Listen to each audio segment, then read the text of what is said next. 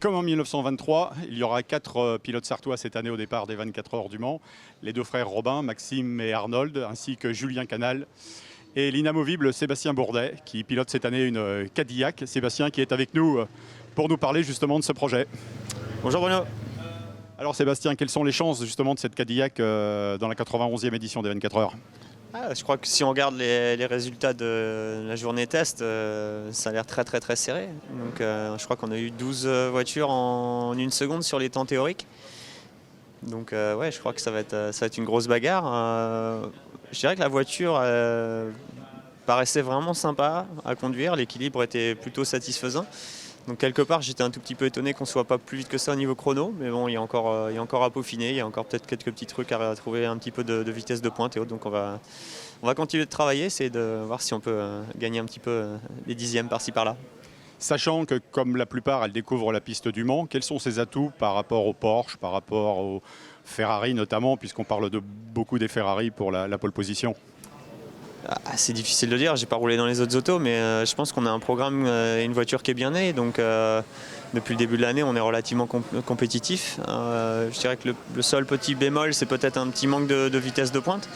Mais encore une fois, on est dans la boîte dans laquelle on a été mis. Donc derrière, on est obligé de se concentrer sur donner le meilleur de soi-même et trouver le meilleur de la voiture, d'optimiser les choses avec les pièces qui sont homologuées, puisque comme vous le savez, on peut pas vraiment changer grand-chose sur les voitures. C'est pas qu'on pourrait pas les faire plus rapides, mais on est un petit peu pris dans le système où il faut travailler dans la boîte dans laquelle on est. Comme on le sait tous, Sébastien Bourdet est le seul pilote du plateau à avoir participé à la fois au Grand Prix de Monaco, au 500 miles d'Indianapolis et aux 24 heures du Mans. Est-ce que dans l'écurie, justement, ça met une petite pression supplémentaire, sachant qu'on a un peu l'aiguilleur quand on est en plus du Mans? Ouais, je crois pas, on a quelques gros noms du sport auto dans l'équipe, donc avec Scott comme coéquipier. Non, je crois qu'on est tous là pour une raison. Chip, en général, sert à assembler des gens de qualité pour les programmes de qualité qu'il fait rouler. Et bon, là, on a une belle opportunité de briller dans la catégorie Rennes pour essayer de s'imposer avec un programme Cadillac qui a des ambitions et qui se donne les moyens. Je crois qu'on peut le voir ici avec les voitures, l'hospitalité, tout ce qui va avec. Donc non, c'est super satisfaisant de faire partie de ce programme-là.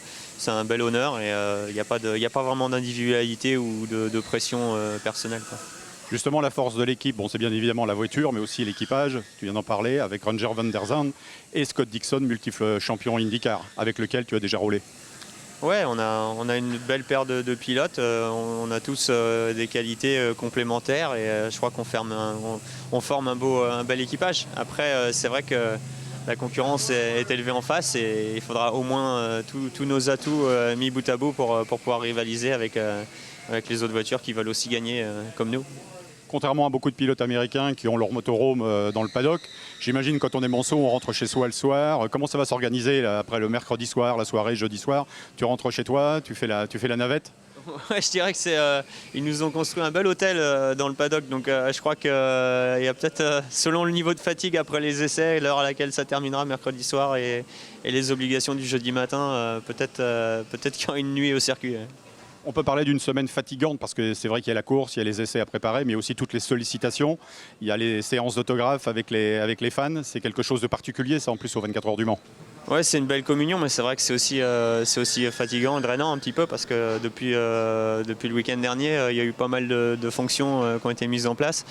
Donc ouais, la CO fait un beau boulot de com et de promotion, mais ça met aussi tout le monde à contribution. Ce soir, on fait une séance d'1h30 en ville avec la mairie.